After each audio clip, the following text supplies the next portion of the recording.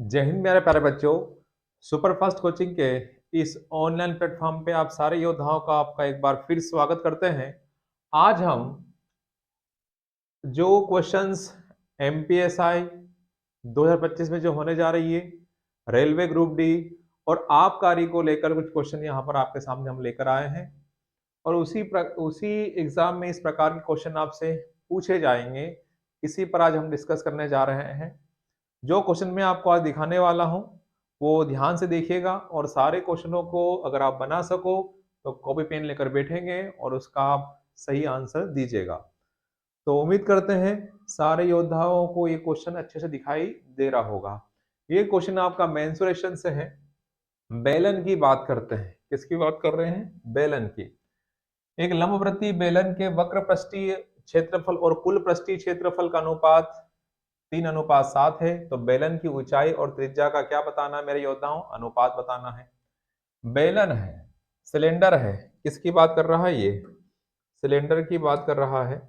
तो सिलेंडर में यहां पर सिलेंडर की बात अगर कर रहा है क्वेश्चन वाला, तो आपके पास यहां पर सिलेंडर की बात कर रहा है मेरे योद्धा। किसकी बात कर रहा है? सिलेंडर की बात कर रहा है। तो यहां पर ये सिलेंडर है, ठीक है।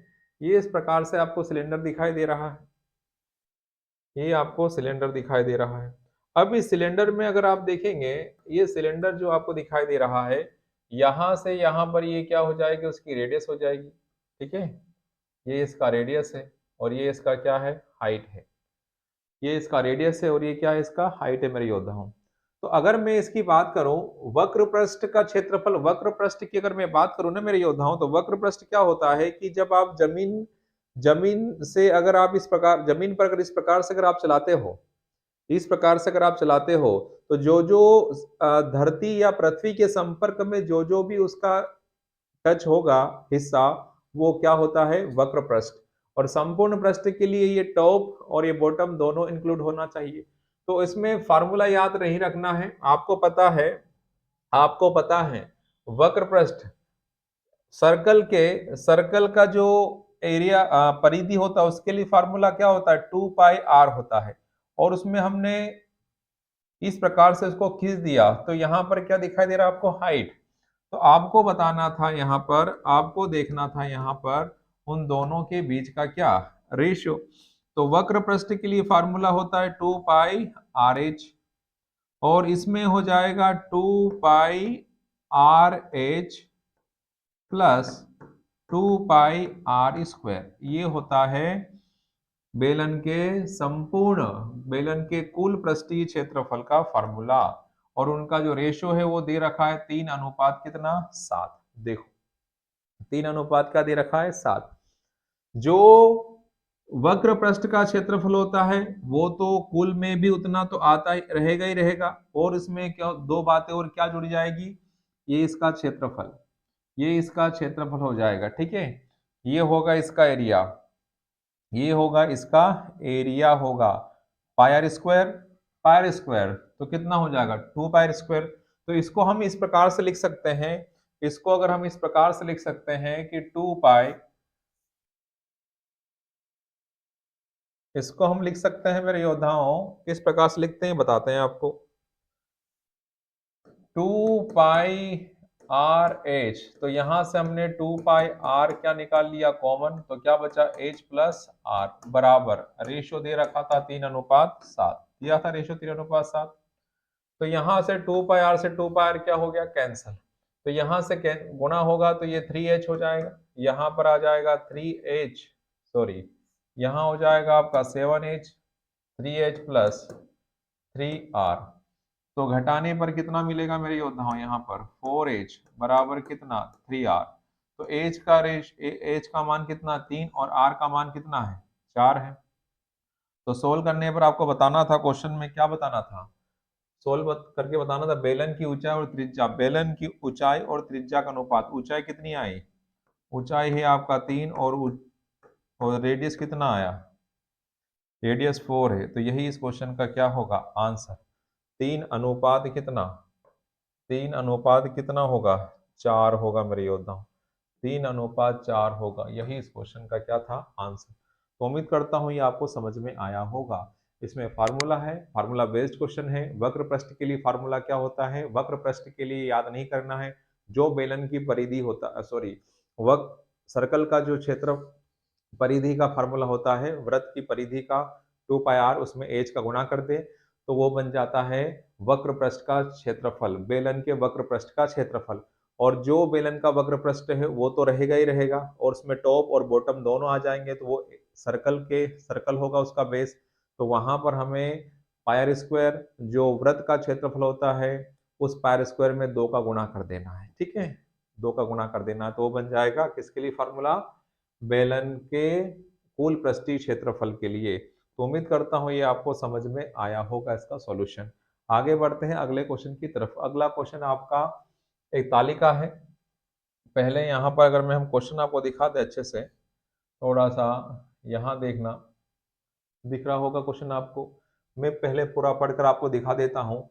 नीचे दी गई तालिका का अवलोकन करें और प्रश्न का उत्तर दे। दी गई तालिका 2012 से 2016 के दौरान भारत के 5 अलग अलग राज्यों से भारतीय स्टेट बैंक पीओ में पद के लिए साक्षात्कार में भाग लेने वाले उम्मीदवारों की संख्या को दर्शाते हैं। तो ये यहाँ पर दर्शा रहे हैं, देखिए ध्यान से, ये दर्शा रहे हैं। तो अगर आपको अब दिखाई दे रहा है तो ध्यान से देखिए। तो यहाँ पर वर्ष दे रखा है, और ये राज्य बिहार, उत्तर प्रदेश, मध्य प्रदेश, पंजाब, केरला।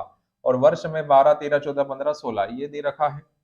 इतने इतने स्टेट के उस सन में इतने लोगों ने पीओ का इंटरव्यू दिया था। तो आपसे बोला था क्वेश्चन में क्या? केरला। केरला में जो आपको बोला था उसमें क्या बोला था? सभी वर्षों के दौरान 12, 13, 14, 15, 16 सभी वर्षों के दौरान केरल राज्य से साक्षात्कार में भाग लेने वाले सभी उम्मीदवारों की औसत पूछा है। औसत संख्या ज्ञात करना है। केरल का बोला है मेरे योद्धाओं, सिर्फ केरल का। तो केरल को ही देखिए, बाकी सारे स्टेट को हटा दीजिए। तो यहाँ पर एवरेज बताने के लिए क्या करेंगे? सभी को क्या करेंगे? हम जोड़ेंगे। सभी को हम क्या करेंगे? जोड़ेंगे। आसान सा है, हम जोड़ भी सकते हैं, कोई दिक्कत वाली बात नहीं है। और हम एवरेज निकालने के लिए तरीका भी आपको बता चुके हैं, इसमें एवरेज भी हम मान सकते हैं। तो सिंपल से नंबर है, तो जोड़ सकते हो। यहाँ पर क्या आएगा? 0। यहाँ 0, 8, 2, 10, 4, 14 और 5 कितना? 19 का 9 हासिल कितना आया? 1, 4, 3, 7, 3, 10, 4, 14, 4, 18 और एक कितना? 19। 1900 कितना आया? 90। 1990 क्या है? केरल राज्य के अलग अलग वर्षों में कुल बच्चों ने, कितने लोगों ने इंटरव्यू दे चुके हैं अभी तक?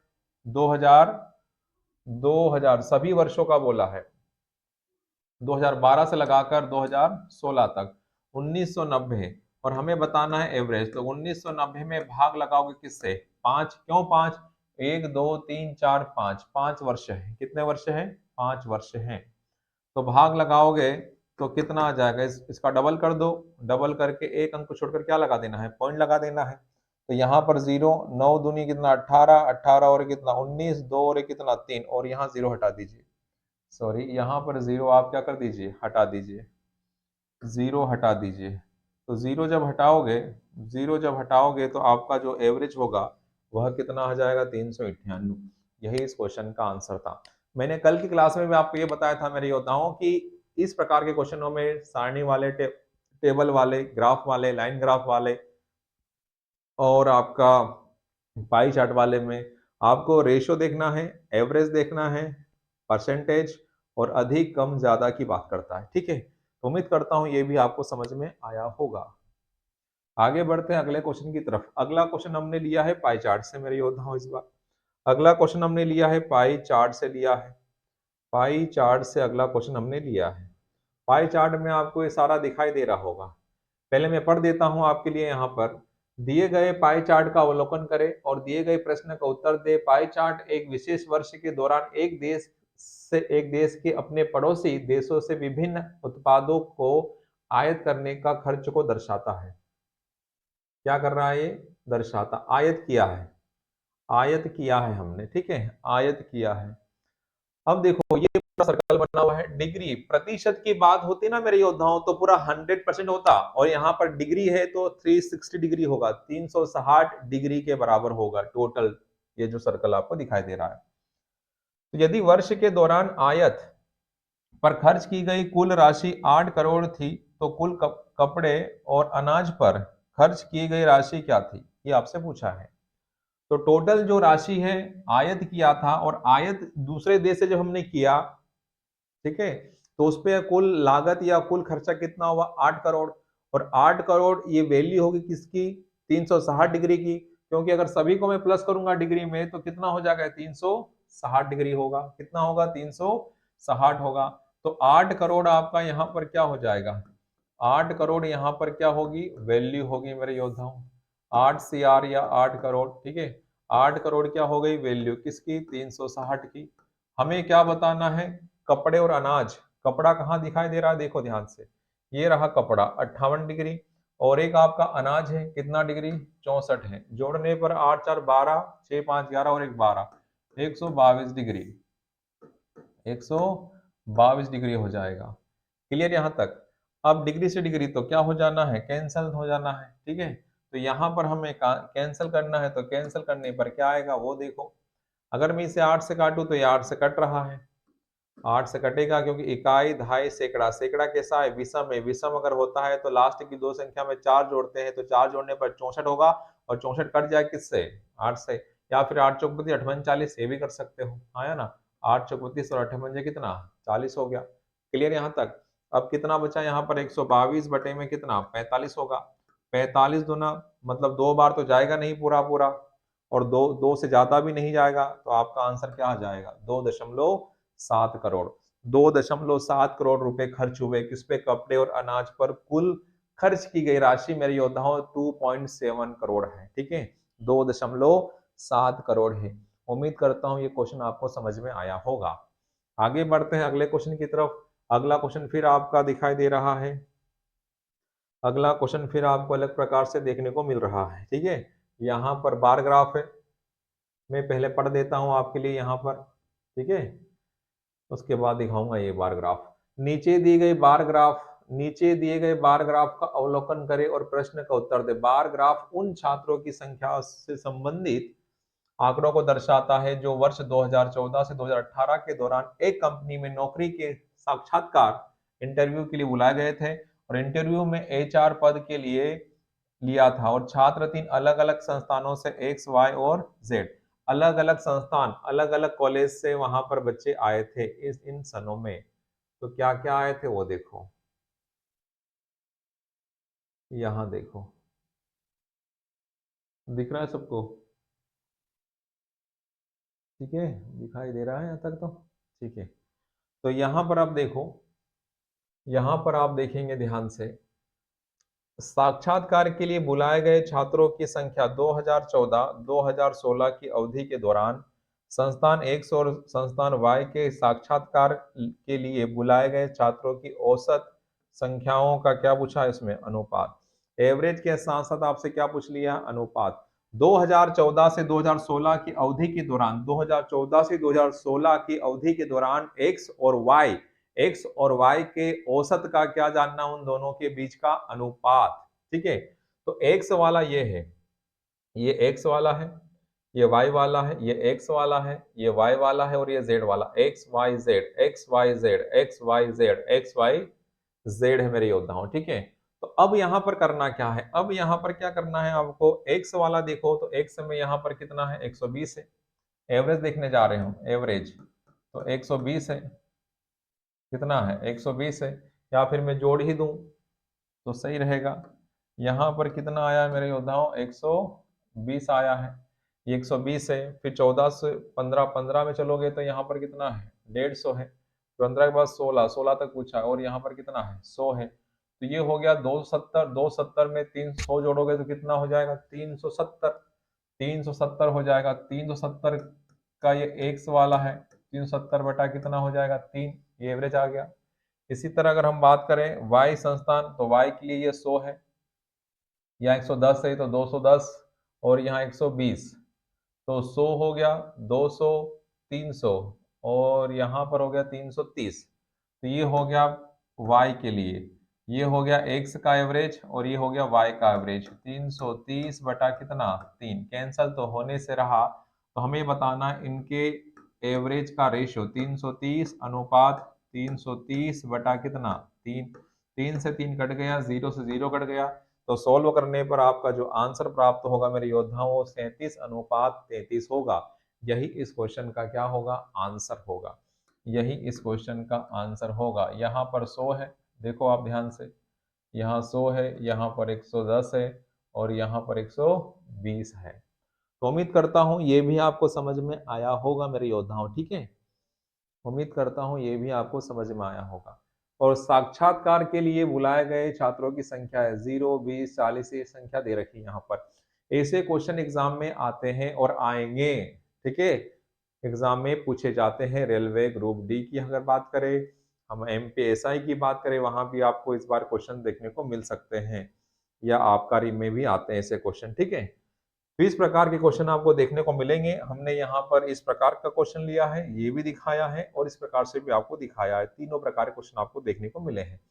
अगला क्वेश्चन मेरे योद्धाओं क्या है, समय दूरी चाल से है। हमें बताना है समय दूरी चाल में समय। जब भी समय बताने की बात होती है तो हमने आपको बताया था मेरे योद्धाओं, हमने आपको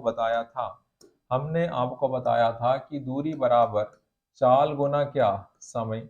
दूरी आपकी दे रखी किसमें, मीटर में, ये मीटर में दे रखी। स्पीड आपका किसमें है, 30 मीटर पर सेकंड को हम कन्वर्ट करेंगे मीटर पर सेकंड में, तो गुना कितना, 5/18। और टाइम हमें बताना है। जब भी किसी की लंबाई बताना हो, डिस्टेंस या समय बताना हो, तो यही फार्मूला हम यूज करते हैं, दूरी बराबर चाल गुना समय। और अगर स्पीड बताना हो तो स्पीड बराबर डिस्टेंस अपॉन टाइम होता है, ठीक। इस बात का ध्यान रहे। और टाइम बराबर भी होता है, लेकिन हमने इसी फार्मूले को आपको बताया था कि इस फार्मूले से ही इस क्वेश्चनों को सोल्व किया जाता है डिस्टेंस और टाइम के लिए, तो ठीक रहेगा। तो यहाँ पर आपका 30 से कट गया ये कितनी बार, और 5 से कटा 20 कितनी बार, 4 बार। तो 18 चौक कितना हो गया मेरे योद्धाओं, 72। तो ये जो समय आएगा ना वो किस में आएगा, सेकंड में आएगा। लेकिन सारे ऑप्शन मिनट में है, तो मिनट में है मतलब क्या है ये, 72 सेकंड मतलब 1 मिनट 12 सेकंड, और 12 सेकंड है तो 12/60, तो 1/5, यही आपका आंसर। खत्म हो गया। आई बात समझ में, इतना समझना पड़ेगा। स्पीड से आपको बनाना होगा क्वेश्चन एग्जाम में। अगर नहीं बनाते हो तो कहीं ना कहीं दिक्कतें होगी, ठीक है। तो इस क्वेश्चन का आंसर कितना होगा मेरे योद्धाओं, कितना होगा, 1 सही 1/5 मिनट। अगला क्वेश्चन है, निम्नलिखित में से कौन से भिन्न सबसे छोटी है। भिन्न को भी आपको बताया है कि भिन्न को किस प्रकार से चेक किया जाता है। 9/11 हुआ, और एग्जाम में ये भी क्वेश्चन देखने को मिलते हैं, और सारे क्वेश्चन एग्जाम से लिए हुए ही है ये। सारे क्वेश्चन एग्जाम में, बस हमने यहाँ पर सन नहीं लिया है, बाकी सारे क्वेश्चन एग्जाम में पूछे गए हैं। 8/13 और 10/14। तो ऐसे क्वेश्चन को हल करने के लिए क्या करते हैं, तिर्यक गुणा करते हैं। 12 9 108, तो यहाँ पर कितना होगा 108, और 11 × 11 121। तो हमें बताना है सबसे छोटा। तो जिसके माथे पे नंबर बड़ा होगा वो बड़ा फ्रैक्शन होगा, और जिसके माथे पे नंबर छोटा होगा वो छोटा नंबर होगा, ठीक है। तो इसमें बड़ा ये हो गया, ठीक है, तो इसे हटा दो। तो छोटे को आगे बढ़ाना है। फिर यहाँ पर 13 नंबर 117 होगा, और 11 88, तो यहाँ 117 है और यहाँ पर 88 है, तो ये बड़ा हो गया, इसे हटा दो। फिर यहाँ पर 14 8 112 होगा, 112, और 13 धाम 130, तो यहाँ 112 माथे पर और यहाँ पर 130, तो ये बड़ा है इससे, ये बड़ा है, ये बड़ा है इससे। तो आपका जो आंसर होगा वो 8/13। तिर्यक गुणा करना है, और तिर्यक गुणा करने पर जिसके माथे पर जो नंबर बड़ा होगा, जो नंबर बड़ा होगा वही वही, जब नंबर बड़ा होगा तो वही फ्रैक्शन आपका बड़ा होगा, और जो नंबर छोटा होगा वह फ्रैक्शन क्या हो जाएगा, छोटा हो जाएगा, ठीक है। तो उम्मीद करता हूँ ये भी आपको समझ में आया होगा। आगे बढ़ते हैं अगले क्वेश्चन की तरफ। अगला क्वेश्चन क्या है, प्रॉफिट एंड लॉस से है। एक आदमी 16 रुपए में 20 वस्तु खरीदता है और उन्हें 1.5 रुपए प्रति वस्तु की दर से बेचता है, तो उसका प्रतिशत लाभ ज्ञात कीजिए। ठीक है जी। रुपए बटे क्वांटिटी, रुपए ऊपर और क्वांटिटी नीचे, रुपए बटे क्वांटिटी, रुपए बटे क्वांटिटी, रुपए बटे क्वांटिटी, रुपए बटे क्वांटिटी। रुपए आपके पास कितने हैं, 16 रुपए, और क्वांटिटी कितनी है आपके पास, 20 है। अगर मैं इसे देखूं, इसे अगर हम देखें तो यहाँ पर हम या तो इसे 4 से काट दें, तो यहाँ पर 4 आ जाएगा, यहाँ पर 5, तो कितना आ जाएगा, 4/5 मतलब 0.8, 0.1, ये आ जाएगा एक वस्तु का कॉस्ट प्राइस। और वो एक वस्तु को कितने में बेच रहा है, 1.5, 1.5, 1.5 में क्या कर रहा है, वो बेच रहा है। या हम चाहे तो 0.80 लिख सकते हैं, कोई दिक्कत वाली बात है नहीं, वही चीजें आना है, वही चीजें आना है। ठीक है, तो यहाँ पर आप चाहो या ठीक है, कोई दिक्कत नहीं है, ये हो जाएगा एक वस्तु का क्या सेलिंग प्राइस, उसने उन्हें 1.5 रुपये प्रति वस्तु की दर से बेचता, तो उसका प्रतिशत लाभ बताना है, उसका प्रतिशत लाभ बताना है, तो कितने का प्रॉफिट होगा बताओ। एक वस्तु अगर उसने खरीदी 0.8 रुपये में, मतलब 80 में, 80 पैसे में खरीदा है एक वस्तु को, एक वस्तु कितने में खरीदा उसने 80 पैसे में, और एक वस्तु को बेच रहा 1.5 रुपये में, तो कितने का मुनाफा हुआ, कितने का मुनाफा हुआ बताओ, 70 पैसे का, मतलब 0.7 का, किस पर, सीपी पर, और सीपी कितना है वस्तु का 0.8, और प्रतिशत जानने के लिए गुणा क्या लगाओगे 100%, प्रॉफिट ही होगा कुल मिलाकर, क्या होना है प्रॉफिट, पॉइंट से पॉइंट क्या हो गया कैंसल। अच्छा 1/8 का मतलब क्या होता है 12.5, और 7/8 है, तो यही आपका क्या आ जाएगा आंसर से 87.5%। जिन बच्चों ने प्रतिशत पढ़ा होगा उसे पता होगा कि 7/8 को प्रतिशत में क्या लिखा जाता है, तो 87.5%, या फिर अगर नहीं पता है तो कैंसिल कर देना, सोल्व कर देना, यही आपका आंसर आएगा। ठीक है, तो एक वस्तु को, एक वस्तु हमें कितने में, एक वस्तु हम कितने में खरीदेंगे, एक वस्तु हम खरीदेंगे मेरे योद्धाओं 0.8, और एक वस्तु को हम बेच रहे हैं 1.5, 1.5 रुपए में, और 0.8 रुपए में खरीद रहे हैं, 1.5 रुपए में बेच रहे हैं, तो हमें कितने का प्रॉफिट 0.7 का, किस पर 0.8 पर, हमेशा प्रॉफिट लॉस किस पर दिखा जाता है कॉस्ट प्राइस पर, और प्रतिशत जानने के लिए क्या लगाते हैं मेरे योद्धाओं गुणा 100%। तो उम्मीद करता हूँ जितने भी क्वेश्चन हम लगा रहे हैं वो आपको समझ में आ रहे होंगे, और ये सारे क्वेश्चन एग्जाम में जो पूछे गए हैं उन्हीं क्वेश्चनों को हम आपको सॉल्व करा रहे हैं।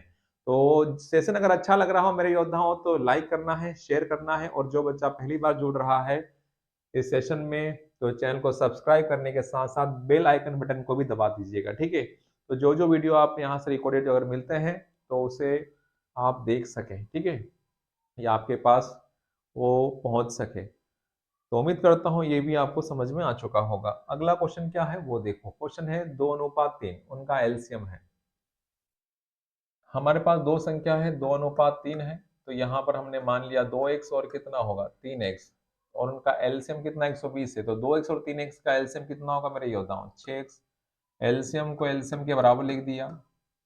इन 2x और 3x का एलसीएम 6x होगा, 2 और 3 का एलसीएम 6, और x का एलसीएम x ही होगा, क्योंकि दोनों में सेम है तो एलसीएम एक बार लिखा जाता है वहां पर अगर सेम है तो 2x और 3x का एलसीएम 6x, 6 से कट गया तो कितना आया 20, तो x का वैल्यू अगर 20 आ गया है तो हमें बताना है सबसे छोटी संख्या, और छोटी संख्या आपके पास कितनी है 20 है, तो x का मान रख दो, 20 गुना 20 करेंगे तो कितना आ जाएगा मेरे योद्धाओं 40 हो जाएगा, यही आपका क्या है आंसर है। आ रही बात समझ में आपको कि नहीं आ रही है, एलसीएम कितना आएगा 6x होगा। अगला क्वेश्चन है बॉडमॉस से है, 11 में अगर 4 जोड़ेंगे तो 15, 15 में से 2 घटाऊंगा 13, 13 दूनी कितना होगा 26, 26 में 2 जोड़ूंगा तो कितना होगा 28। ठीक है, तो 2 बटे कितना होगा 7 गुना 28, और माइनस कितना आया 2, यहाँ पर हो गया आपका 15, 15 में से अगर 2 घटाओगे तो कितना बचेगा 13, 13 दूनी कितना होगा 26, 26 में अगर 2 जोड़ेंगे तो 28, ऐसा 7 से 28 कितनी बार 4, 4 दूनी 8, 8 माइनस 2, तो आंसर कितना आ जाएगा 6, आंसर कितना आ जाएगा आपका 6, यही आपका आंसर है। कोई दिक्कत वाली बात नहीं है, आराम से बन जाएगा। अगला क्वेश्चन मिश्रण से है, बड़ा आसान सा क्वेश्चन है। किसी मिश्रण में अल्कोहल और पानी का रेशियो कितना है मेरे योद्धाओं 5 अनुपात कितना है 4 है, और यदि मिश्रण में 9 लीटर पानी मिलाया जाता है तो अल्कोहल का रेशियो कितना हो जाता है 4:5, 5:4 है, 5:4 है, और यहाँ पर 4:5 है। हमने आपको बताया था कि अगर किसी मिश्रण में अगर हम दो द्रव्य रखा है जिसमें अल्कोहल और क्या है पानी, दोनों का मिश्रण है, और उसमें सिर्फ अगर हम पानी मिलाएंगे तो पानी की मात्रा बढ़ेगी, अल्कोहल की मात्रा क्या रहना है समान रहना है। तो क्या इस क्वेश्चन में अल्कोहल की मात्रा समान दिखाई दे रही है, अल्कोहल की मात्रा क्या समान दिखाई दे रही, नहीं दिखाई दे रही है, ये अल्कोहल है और ये क्या है पानी है, तो उसमें मात्रा समान तो नहीं दिखाई दे रही है। तो समान करने के लिए हम क्या करेंगे, ऊपर गुणा करेंगे 4 का और नीचे गुणा करेंगे 5 का, ऐसा करने से अल्कोहल क्या हो जाएगा सेम हो जाएगा। ऐसा करने से अल्कोहल क्या हो जाएगा, सेम। तो 4 पंजे कितना होगा 20 और 4 चौक कितना होगा 16। इसी तरह 4 पंजे 20 और 5 कितना 25, 16 से कितना हो गया 25, कितना बढ़ा 9। ये 9 किसके कारण बढ़ा, 9 लीटर मिश्रण मिलाया, मिश्रण में 9 लीटर पानी मिलाया जाता है, तो हमारे अनुसार कितना, क्वेश्चन वाले के अनुसार कितना मिलाया 9 लीटर, और हमारे अनुसार भी कितना मिलाया 9 ही तो मिलाया है। और हम क्या चाहते हैं, उस मिश्रण में अल्कोहल की मात्रा, और मिश्रण में अल्कोहल कितना है 20 है। 9 से 9 कट जाएगा, तो सोल्व करने पर आपका जो आंसर होगा वह कितना होगा 20 लीटर। कितना होगा 20 लीटर। क्या इतनी बात सभी योद्धाओं को समझ में आ गई, जल्दी से बताओ, क्या इतनी बात सभी योद्धाओं को समझ में आ गई, क्या इतनी बात सभी योद्धाओं को समझ में आ गई। ठीक है, तो उम्मीद करता हूँ जितने भी क्वेश्चंस आज हमने लगाए हैं वो सारे क्वेश्चन एग्जाम में पूछे गए, एक बार फिर हम बता रहे हैं आपको, और अच्छे से पढ़ते रहें और वीडियो को शेयर करते रहें, यही हम आपसे चाहते हैं। और सेशन एक अच्छा लगा हो तो लाइक कीजिएगा मेरे योद्धाओं। तो आज के लिए सभी को जय हिंद, जय भारत।